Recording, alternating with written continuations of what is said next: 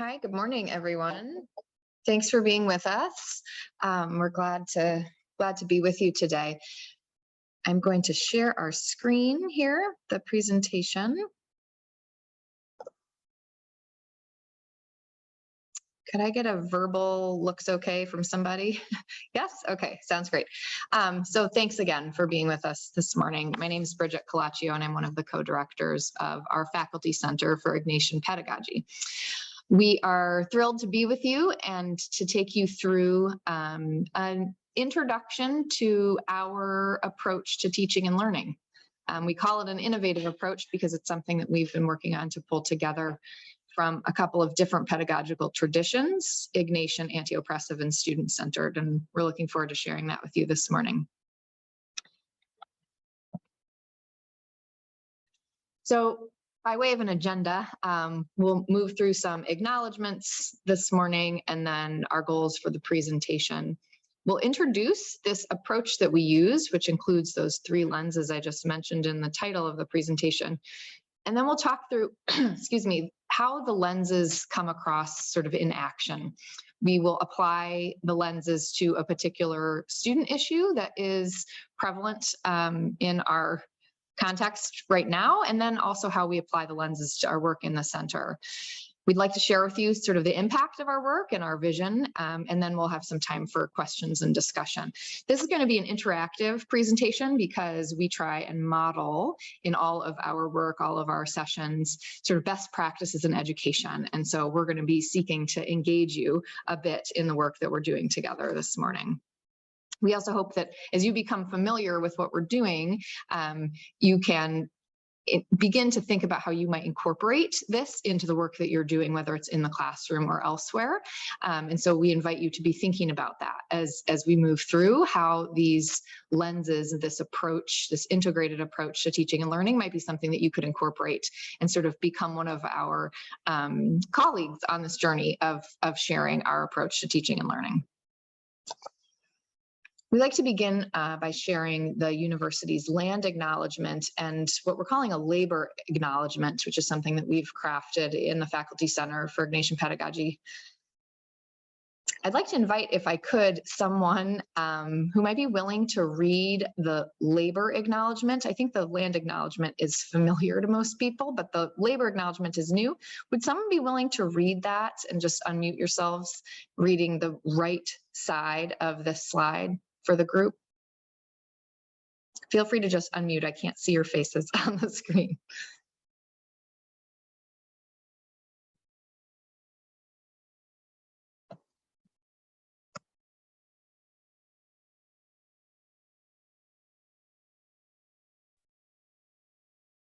The Faculty Center for Ignatian Pedagogy is dedicated to equity and access in education. We acknowledge how white supremacy, the exploitation of enslaved people, and systemic discrimination and oppression built and continue to inform the educational system in the U.S. We strive to dismantle the effects of these dynamics by co-creating professional and personal growth opportunities with and for all instructors. This is one way we enact our Jesuit values of continual reflection, respect for every individual person, and building a more loving and just community. We center the voices, experiences, and expertise of historically marginalized individuals. We assist Loyola instructors in facilitating learning experiences for their students that promote social justice and work toward anti-oppression, thus creating a more holistic, accessible, and transformative educational experience for every Loyola student and instructor. Thank you so much. I really appreciate you stepping in. So our goals for today, we are going to share our approach with you, the Ignatian Pedagogy, Anti-Oppressive Pedagogy, and Student-Centered Design. We're going to demonstrate how we can use this approach and how it can be applied to a student issue, then explain how we use it within the center that we run, and then give you some examples of how you can learn more about our center and teaching and learning in general at the university. I'm going to turn it over to my co-director, Jessica, to take the next step. Good morning, everyone. Thanks for being with us here today. My name is Jessica Mansbach. I'm the other director of FCIP, and we're going to begin with an interactive activity that will give you a chance to get to know each other and to begin to think about today's topic, teaching and learning. So the activity is called Think, Write, Share. It might be familiar to some of you, but in case it's not, the instructions are here. So in the next slide, we'll pose some questions. We'll ask you to read the question and think about your response. Then we'll give you 3 minutes to jot down your response, but don't share it, just jot it down. And there are a couple questions on the slide, just answer the ones that are most interesting to you. And then we'll invite you to share your response in the chat or by unmuting yourself and invite you to do a brief introduction. So the next slide has the questions. So I will give you 3 minutes to answer one or all or 2 or 3 of these questions. So what do you remember about your experience as a student? What mattered to you in your own education? What helps you learn best? What were some impactful learning experiences for you? So I will time us for 3 minutes and then we'll come back together. Okay, so we know that there's more to say on this topic than you can say in 3 minutes, but for the purposes of moving us along and inviting some interaction, we'd like to give you a chance to share your responses. So we invite you to use either the chat or to unmute yourself to share, and we'll take a couple minutes to do that. So feel free to raise your virtual hand or put your response in the chat.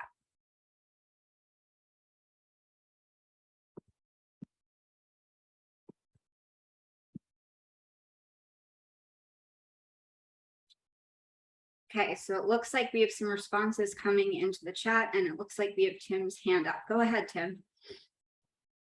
Hey, thanks for letting me contribute. Name is Tim Lacey. Pronouns are on the screen, he, him. I'm a adjunct faculty in the history department at Loyola. My day job is at UIC in the College of Medicine, which is where I'm participating from right now. I actually am upset at myself by reading these questions for not actually taking the time to think about the things that I cared about as a student and the way that I construct my classes.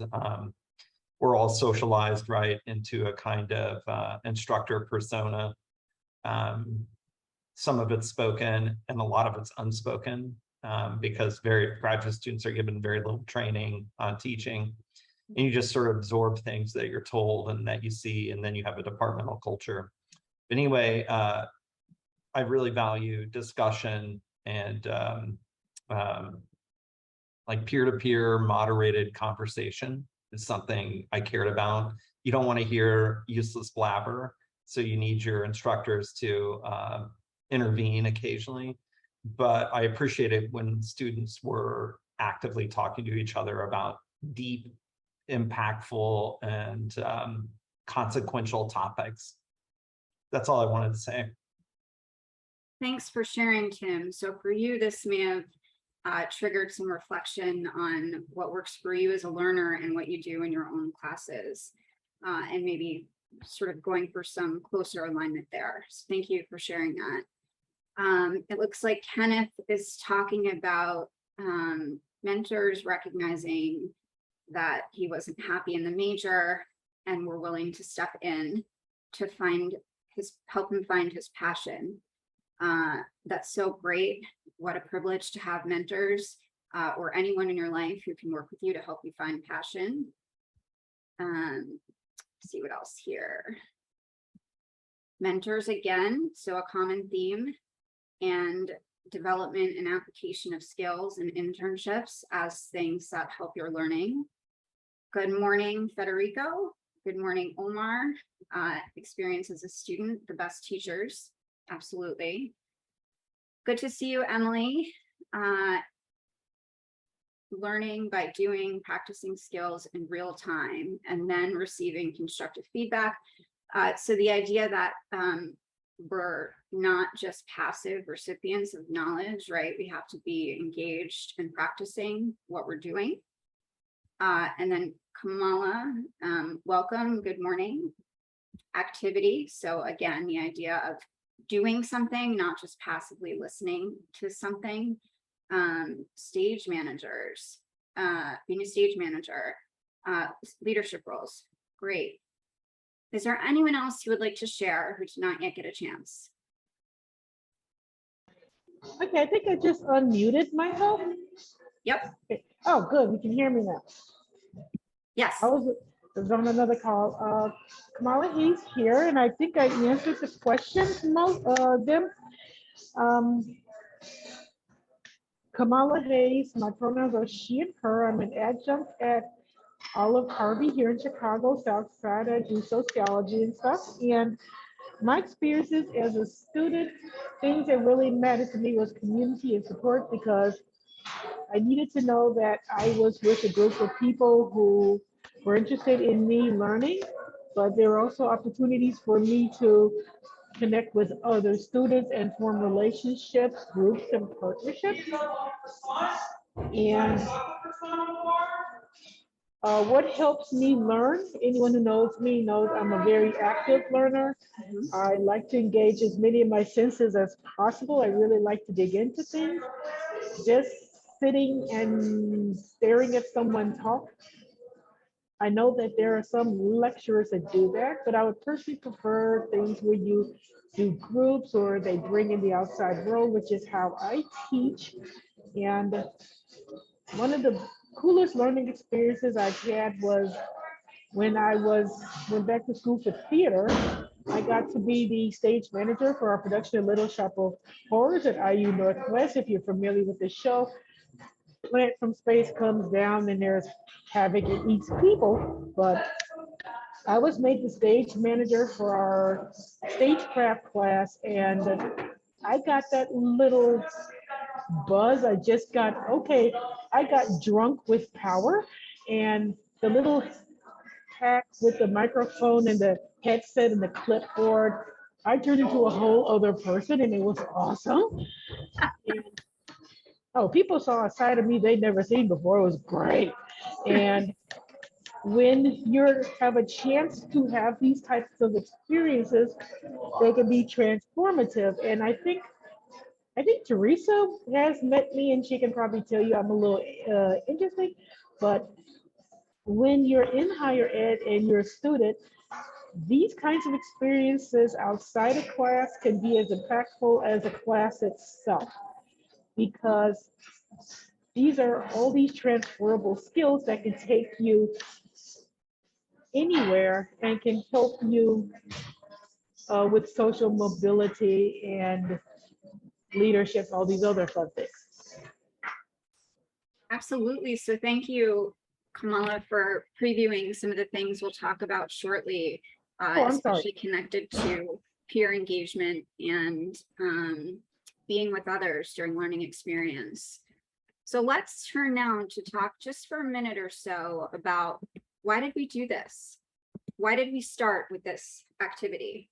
So we cultivated curiosity by inviting you to guess or question the content that we're talking about today right from the beginning of the session. So trying to pique your interest and gain your attention.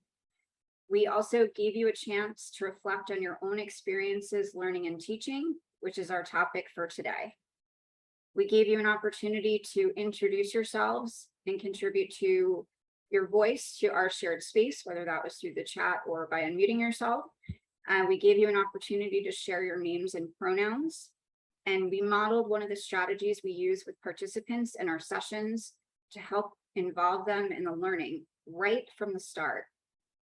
So I'm going to turn it over to Bridget, who will talk us through an introduction to our lenses. Thank you. So we first wanted to begin by acknowledging our context, which is something that's really important to this approach, is remembering the contextual factors that affect both our teaching and the learning that our students are going to have access to. So first, at Loyola, We will talk about how our Jesuit identity and heritage and background impact our teaching and learning here. There are all of these values that we hold that inform the things that we do, and they inform the environment that our students are learning within. That's represented by some of these key terms here in the image in the center. We also are, I guess the pandemic has moved into an endemic, but still navigating what this sort of new world looks like. It does continue to affect our educational spaces, and we need to be mindful about the strain that continues to exist both on our students and on our colleagues as we sort of move into the next phase of this experience together. We want to acknowledge the context of sort of the multifaceted social reckoning that we've been experiencing as communities and as a society over the last couple of years. Excuse me. We want to use this as opportunity to refocus ourselves on building what the kind of educational spaces that we know that people need, that are welcoming and inclusive and accessible to everyone.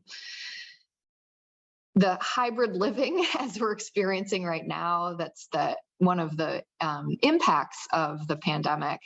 We continue to navigate and figure out there's things happening in person, but we're still online and we're doing both. And that certainly affects our learning. And one of the things we like to draw attention to is how the idea of returning to normal, maybe put that in air quotes, returning to normal, sometimes that's not good news for people. Sometimes the normal of education didn't work for them for a variety of reasons because of how our educational systems are set up, really to make learning easy for some and kind of hard for others. And so we want to keep our focus on those dynamics as we continue to transition. And so again, back to our context here at Loyola, there are parts of who we are as an institution situated here in this amazing city with our Jesuit background and heritage that also impact the kind of learning that's going to take place at our institution. So we're going to talk through a little bit, an introduction of sorts to each of the three of these lenses, starting with Ignatian Pedagogy, then Anti-Oppressive Pedagogy, and Student-Centered Design. But we want to acknowledge that you might be familiar with, with these things already. So I want to invite you just really quickly in the chat, if you could, if there's anything that comes to mind as you think about these approaches to teaching and learning that you might be familiar with, anything from your own experience as a student or as an instructor, if there are any themes or strategies, anything that resonates with you as familiar with these various approaches, just pop them in the chat real quick and we'll see what people have to say. We'll dive into them plenty here in a moment.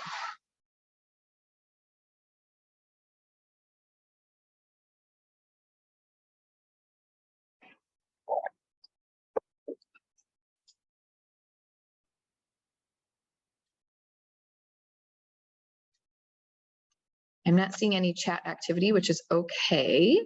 If folks are either not familiar with these approaches to teaching and learning, or not sure how to summarize them in something that could appear in a chat.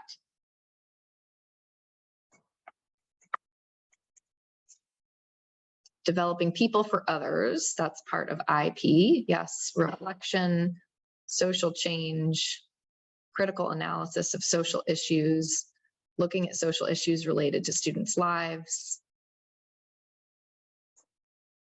Absolutely. So there might be some familiarity. We always want to recognize that people are coming into any kind of conversation with knowledge and experience already.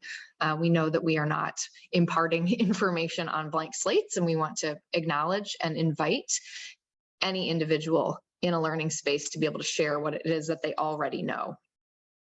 But let's move on to talking about each of these approaches. And I'm sorry, my little asthma is acting up here. I'm trying to keep that in check. So we'll start with Ignatian Pedagogy. This really is the approach to teaching and learning that helps to bring the values of a Jesuit education directly into the educational experience that we're providing for our students. What that looks like is that education informed by Ignatian Pedagogy is holistic and it's aimed at excellence. And this is where we see these Latin phrases, cura personalis and magis, showing up, which mean caring for the whole person and pursuing excellence. An education informed by Ignatian Pedagogy also strives to develop people of competence, conscience, compassion, and commitment. And I actually just saw recently a 5th C of Jesuit education, which is collaboration. This kind of education is relational between students, but also between instructors and students. And the idea is for it to be mutually transformative, that even as educators, we are also being formed and reformed and transformed by the education. This is an education that considers experience and context and fosters and invites deep reflection, because it's aimed at the greater good and it's aimed at moving us all toward action, as somebody just mentioned, action in the direction of social change and social justice.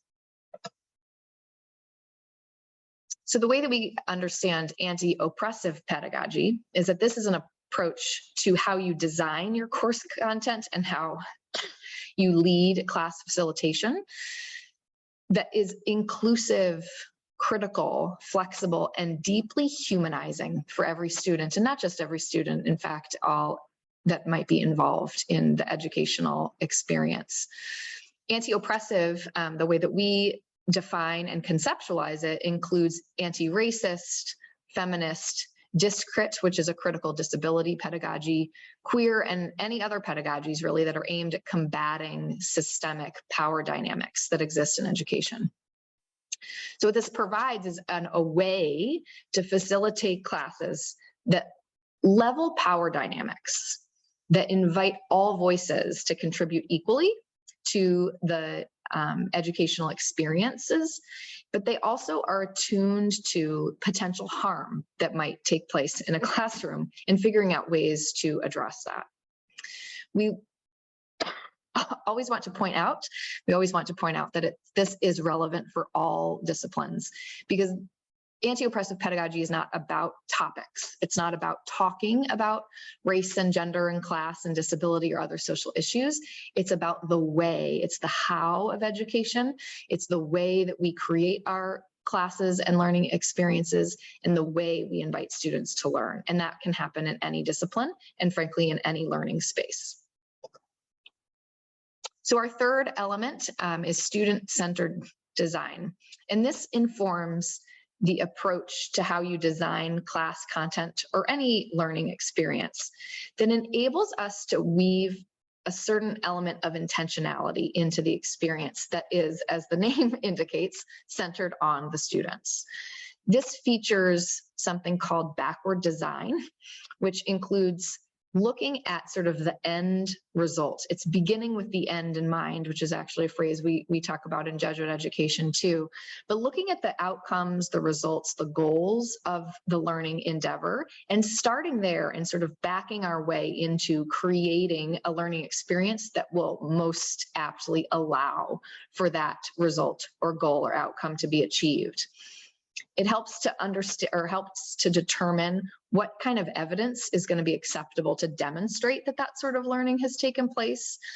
And it plans the details of the learning experience and instruction that are required to achieve those ends.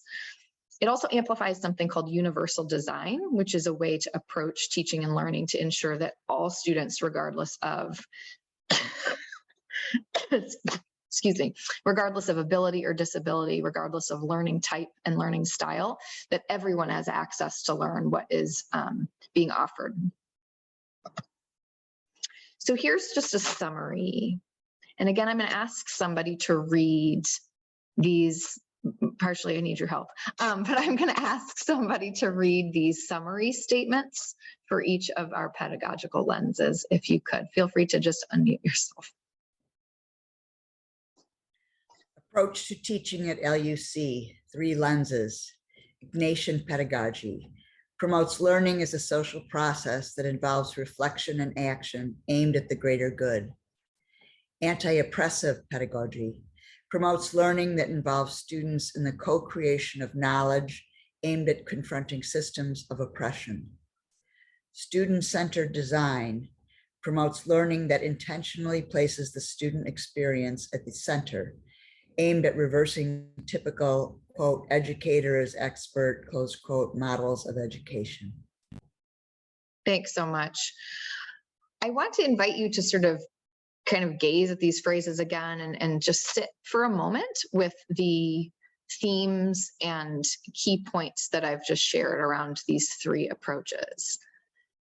Partly because I'm hoping that it begins to come together how and why it is that we've really come to believe that it's the combination of these three lenses that allows us to do some really special things here at Loyola in terms of our teaching and learning. That each of the approaches and each of the lenses has something really important to offer in terms of how we would approach the educational endeavor that we are taking on here with our students. But there's something special about the combination, and that's really what I want to draw your attention to for a moment.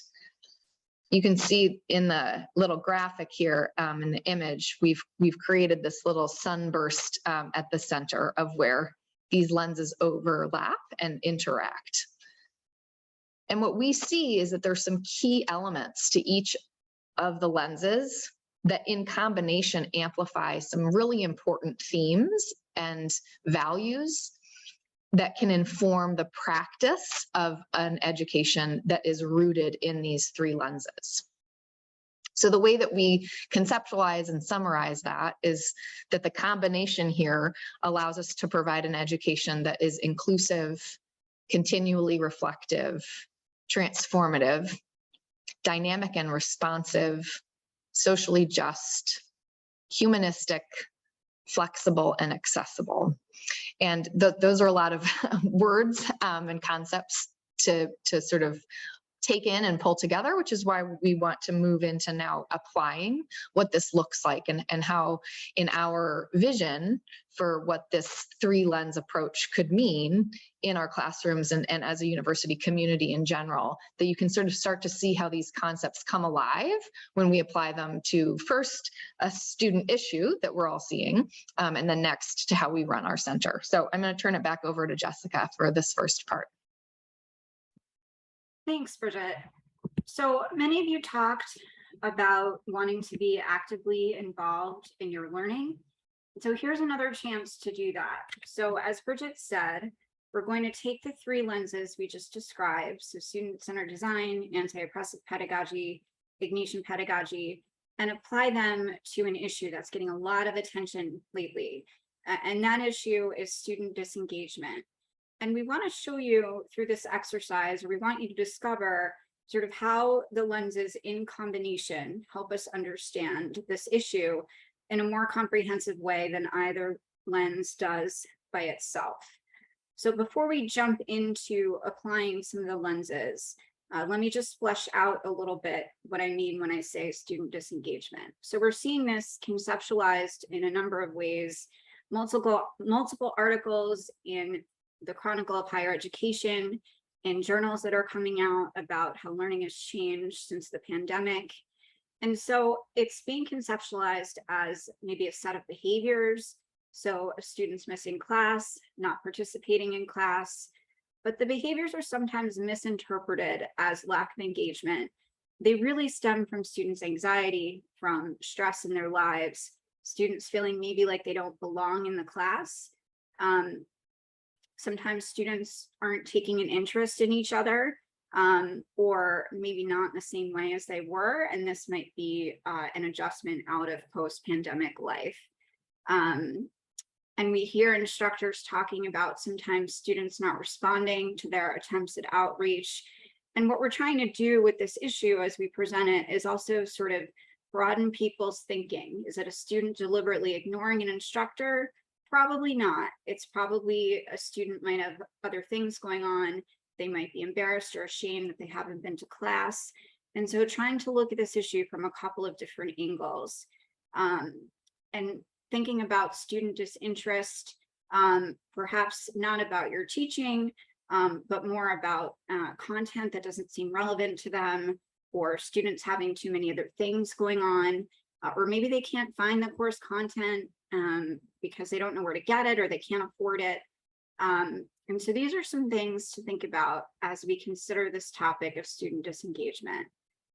So in the next slide, I'll just give you a minute or two to think briefly about how you've seen this issue play out in your own lives or in the lives of those around you. So what are you seeing in your work or in the lives of students you know? What changes have you noticed in the past few years related to student engagement or disengagement? And what concerns do you have about this? So I'll just give you a minute or so to think about this and invite you to jot down your answers in the chat.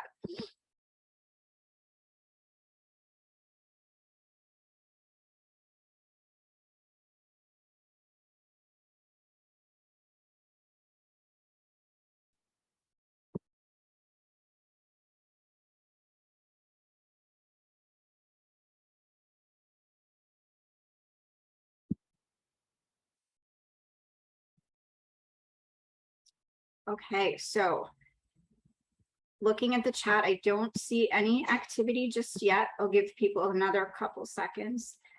Difficulty following complex instructions. Yes, absolutely. I feel like I'm having that experience and I'm not a student, so I can definitely relate. Less energetic. Yes, I think we can all relate to that. Earlier class times. Okay, so trying not to teach in the latter part of the day for sure. Okay, well, thanks for sharing those examples. What we're going to do is move into an activity.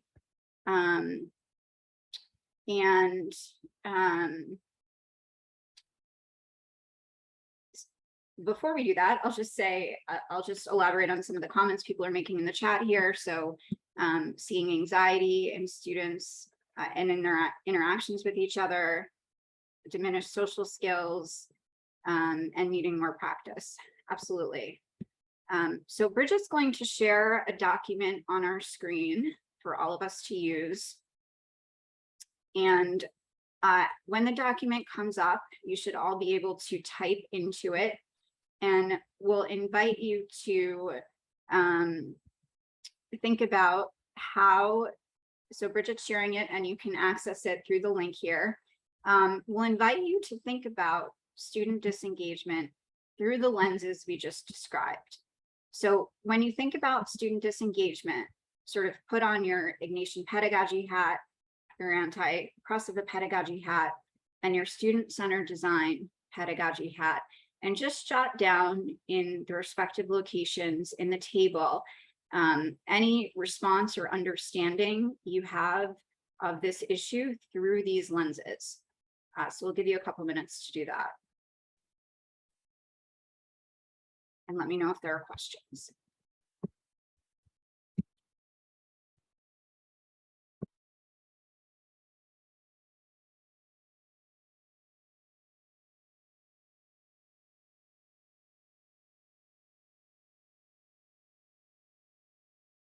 And as we like to remind our students, there are no wrong answers. We just want you to start to kind of almost play around a little bit with these concepts, especially if they might be new to you, in how you might apply what we were just sharing about the different pedagogical lenses in this situation.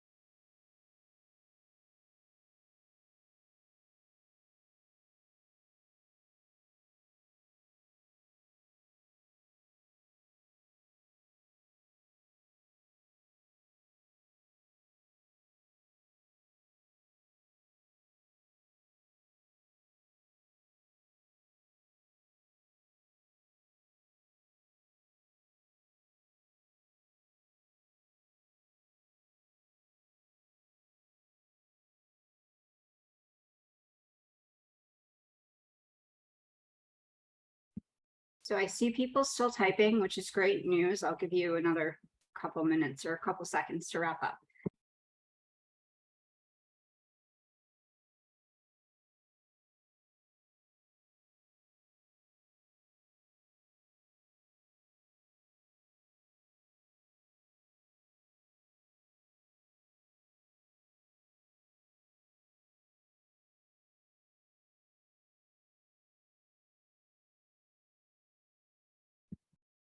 Okay, so let's take a look, and I invite you to continue writing if you're mid-thought. It looks like many of us saw student engagement or disengagement through the lens of anti-oppressive pedagogy. And so I'll read us through some of those answers. We'll start with Ignatian Pedagogy. So thinking about other resources we can use to support our students that might address, might help students meet some of the needs that are not getting met outside of the classroom. So really sort of leaning into the idea of cura personalis, thinking about all the ways we can support students, thinking about how to begin the class with just a brief check-in, what's going on, facilitating a human connection, making us relatable to each other, especially when we're communicating through screens. That's so important. So let's spend some time looking at the anti-oppressive pedagogy comments here. Extra stress that might be held by non-dominant students, especially given our current social and political context, for sure. Thinking about how we're using terminology and vocabulary, right? So really thinking about the kinds of words we're using to describe people, to describe situations, making sure we're using language that invites people in. Giving students an equal voice, being open to the thoughts of minoritized students and first-gen students, absolutely. Being intentional about what types of content could be triggering. So we know from previous work with our students through FCIP that many students do appreciate a sort of warning around content that could be potentially triggering. And I know there are different perspectives on that. And another comment about content warnings. Absolutely. Okay. And then looking at this issue through the lens of student-centered design, I love the facilitate part of that first content, that first row there. So group discussion, facilitating practice, multiple ways to engage in class. That's actually a part of universal design for learning that Bridget mentioned a few short minutes ago. So knowing that students and we all as human beings sort of engage with content and absorb content in different ways. We want to give options for different ways people can engage. Makeup assignments is one great way to do that. Understanding the worldviews of our students. And absolutely this comment around the multiple responsibilities students are managing is so important. And I think sometimes when we teach, we may take things personally or assume students aren't listening, and that may be the case. But I think this practice of considering everything that might be going on in a student's lives and sort of having that in mind, if the student is asking for something to be stated again or another opportunity to do something, I think that can be a really good habit. So let's now turn to how Bridget and I answered this question in preparation for our session today. So I'm happy to see that a lot of the responses that you provided are similar to how we're thinking about this issue. So I'll start again with the Ignatian Pedagogy column. So the idea of cura personalis. One thing I'll highlight here is just continuing to reflect on social justice and students' context. So a couple of you pointed this out already, but really sort of crafting our learning experiences and our conversations with our students and learners with a social justice bend in mind. So how does topic X relate to what's happening in the world? Who's affected by the topic, who's not? viewing students as humans whose lives we're trying to transform, honoring the unique experiences of each student. That's so important. And then through a lens of anti-oppressive pedagogy, focusing on the idea of belonging. So what can we do in our classrooms and our learning spaces to welcome students in, to invite them into the conversation, to make space for them? How do we ensure civil discourse or dialogue across differences? How do we honor an embodied experience of education, knowing students learn differently, and so giving students an opportunity to bring their whole selves into the room, to get up and walk around as they're learning, to learn independently, to learn together. This idea of co-creating course content and or the content of any learning experience. So working with your learners to craft conversation, to come up with assignments. It sort of levels the power dynamics between the instructor and the students and humanizes the interaction. And then finally, student-centered design. So the importance of getting to know your students, of making content accessible and available. And so by accessible, we mean a few things. We mean that if a student is using some sort of assistive technology device, making sure that the content is accessible through that device. So a screen reader needs to be able to read the print in an article to a student. The content needs to be affordable for students to engage with it. We're talking a lot with our faculty these days around building in strategies for flexibility. So if a student can't engage at one particular moment, is there a way they can engage at another moment? We want to recognize challenges related to student mental health and sort of have those at the top of our minds as we're interacting with students, so we can continue to bring compassion and awareness of everything happening in students' lives to our learning spaces.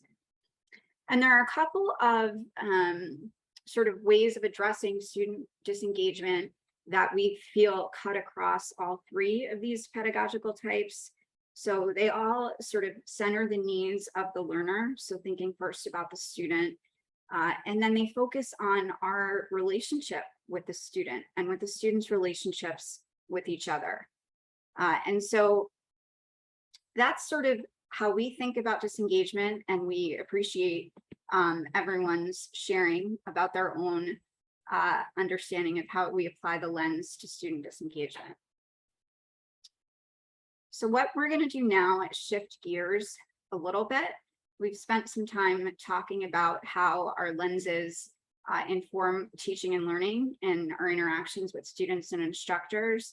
So in the next slide, we'll talk a little bit about how the lenses inform our work and operations of the center. So next slide, please. Hang on just a second. The slide has advanced from what I can see, and for some reason is not advancing what you can see. So I'm going to stop sharing and we will try again. I'm not sure which one it was. So let's try and share.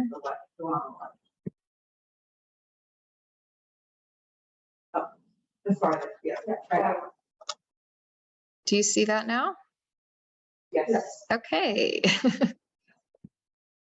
Great, thank you. So we're gonna, again, transition into how we use these lenses to inform the operation and leadership of our center. We try to model these lenses in multiple ways. So how do we use them in our center operations and programming? So I'll talk us through this first row, excuse me. One of the things we've been doing is really amplifying opportunities for faculty to engage in the scholarship of teaching and learning, or SOTL. And what is that? That's an opportunity for instructors to take an empirical approach to looking at what's happening in their classroom, to do research in the discipline of education that is scholarly, that is meant to be shared with peers, and sometimes done in collaboration with students. And we think this is really important for several reasons. One, it sort of resonates with our Jesuit values, striving toward excellence. particularly in teaching. We want to use the publications and presentations created by our faculty to really highlight and draw people's attention to issues of oppression and diversity, equity, and inclusion.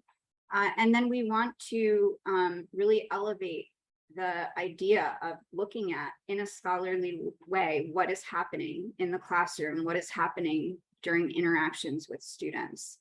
And we know that faculty are very much interested in engaging in the scholarship of teaching and research. We have several faculty working on projects related to this in our center. Another way we sort of model these lenses is through opportunities for faculty to serve in fellowship roles and to contribute to the leadership and guidance of our center in several different ways. So from Ignatian Pedagogy perspective, we think about the mutual transformation that occurs when faculty work with us as collaborators. So we're learning from them, they're learning from us, and then we're sharing content, hopefully that is useful for everyone. We also talk about co-creating content as an important part of anti-oppressive pedagogy. And when we partner with faculty partners, we create those opportunities for co-creation of content. And then when we work with faculty, whether they're fellows for us or presenting at conferences or whatever the capacity of the work is, there's usually a clear outcome that they've created in conjunction with us or they're providing us feedback on. And so as we think about the outcome-driven nature of the work, we have our sort of student-centered design lens on. One of the things that sets us apart, we think, from other teaching and learning centers is our audience. Our audience is intentionally broad, so we serve faculty, but we also serve graduate students who teach, we serve staff who teach, we serve any educator on campus. So we think about our audience as folks working in student-facing roles who may want to learn facilitation skills. All of our programs are open. And so in having an audience that we frame this way, we're looking at formation of not just instructors, but of students who are teaching, of students who are learning, of staff who are teaching. Since this approach can be unique at teaching and learning centers, just having programs for such a wide audience, we think about it as pushing against systems or structures that open opportunities only for faculty. And then we think about ourselves as facilitators of learning as opposed to experts. So thinking back to what Bridget mentioned earlier around always acknowledging the skills and knowledge that our participants bring in with them as part of our approach to programs and a good way to enact what we know about how adults learn. They learn by having their prior knowledge and experience recognized. And then lastly, one of the biggest ways we sort of bring our lenses to life is in our center leadership. So Bridget and I have been privileged to lead the center together for the past year or so. And in doing that, we've been deliberate to try to make that leadership sort of, again, align with our lenses. So as colleagues and as leaders of the center, we really lean into cura personalis, sort of trying to take care of each other during the work and getting to know each other a little bit outside of the work. And we do the same with the rest of our staff. Our leadership model is female-led, it's non-hierarchical, and it's very relational. And our goal with this leadership model, as I said, is to create a structure that reflects our pedagogy. And we saw co-leadership as the best way to do that.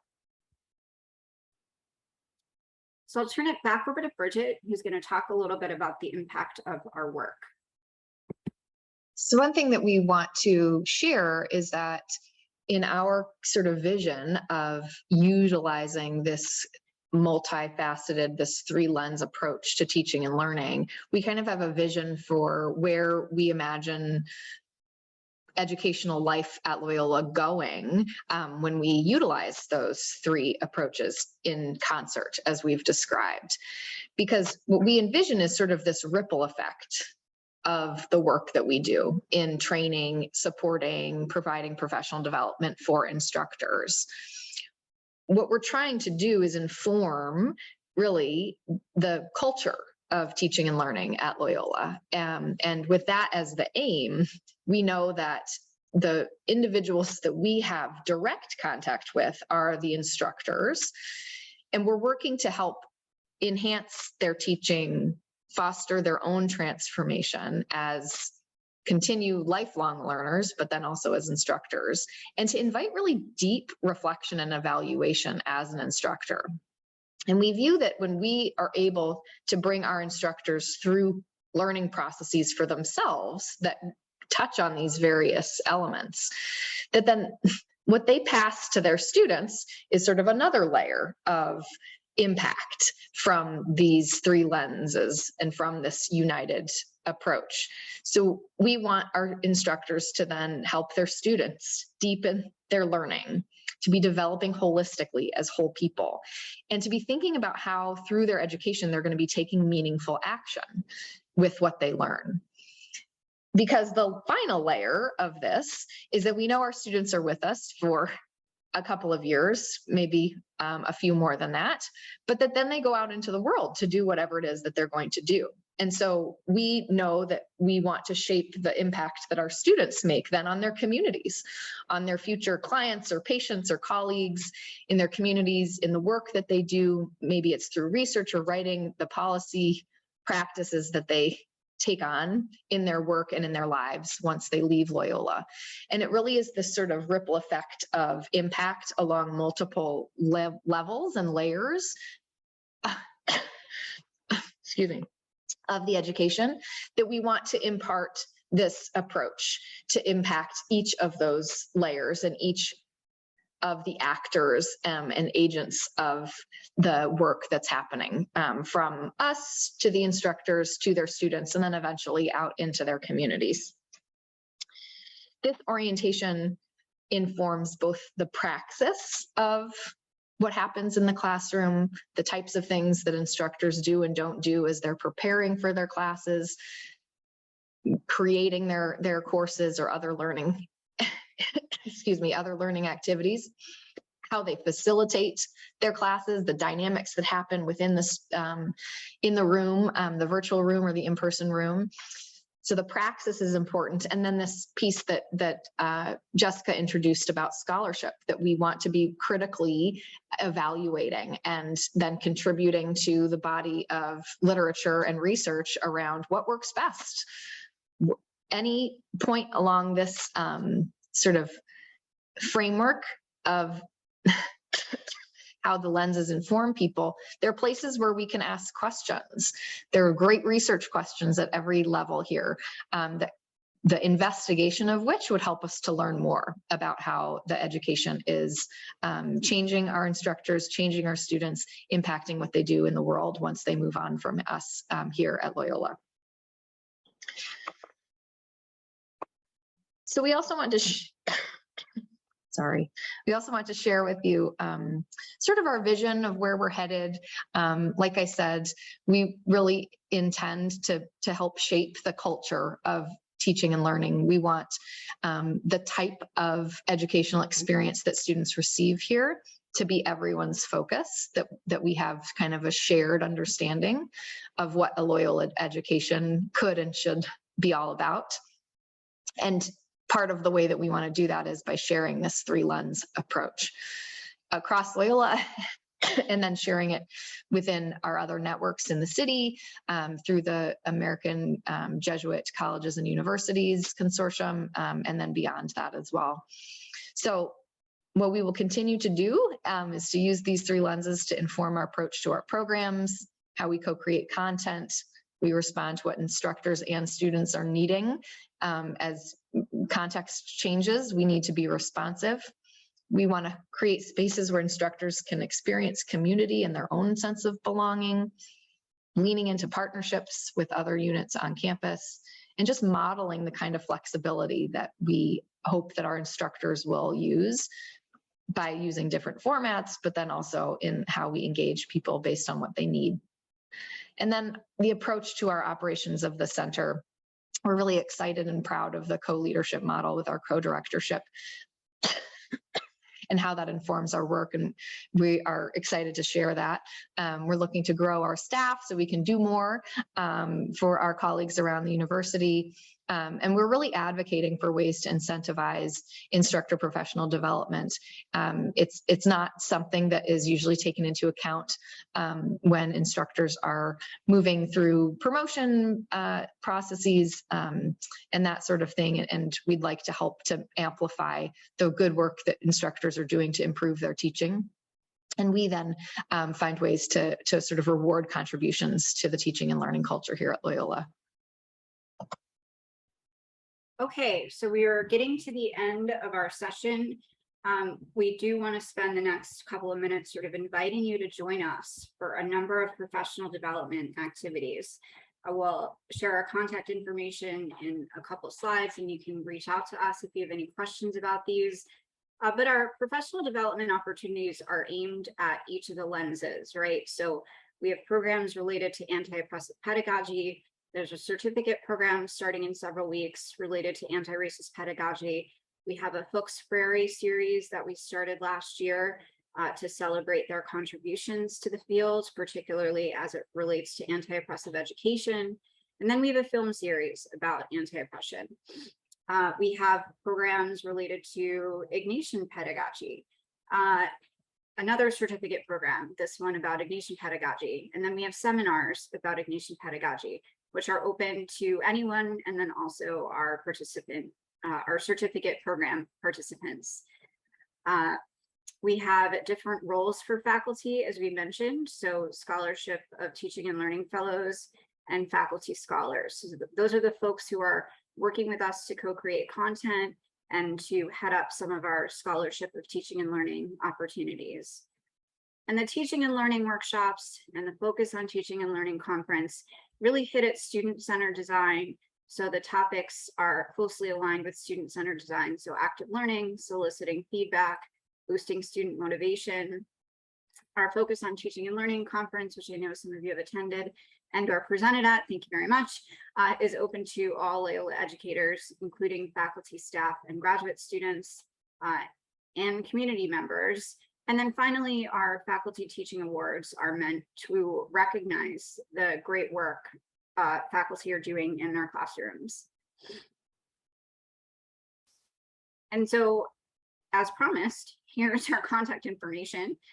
Should you have any questions or would like to reach out to either of us to learn more or to speak with us about your teaching or anything on your mind related to teaching.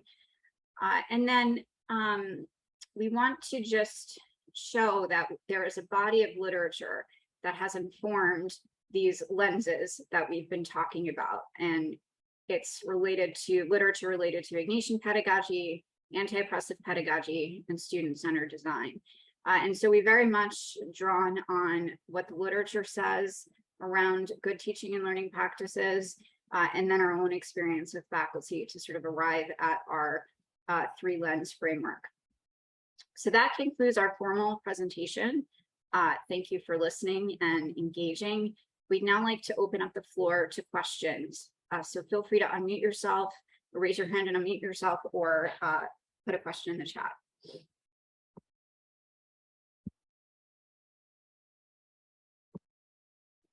Do you plan to distribute the PowerPoint or some version of it to those of us who were here today? Yes, we will share the PowerPoint with Teresa and David, and they can share it with the attendees for sure.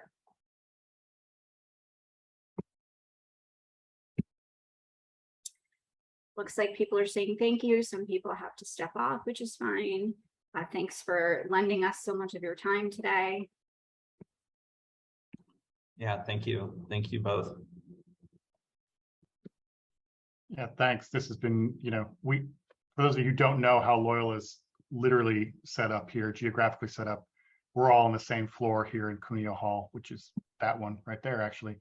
And so we haven't seen much of each other in the last few years, but we have been big fans of each other's work. And so this was a natural way to kick off our Friday morning seminars for this semester and for the school year.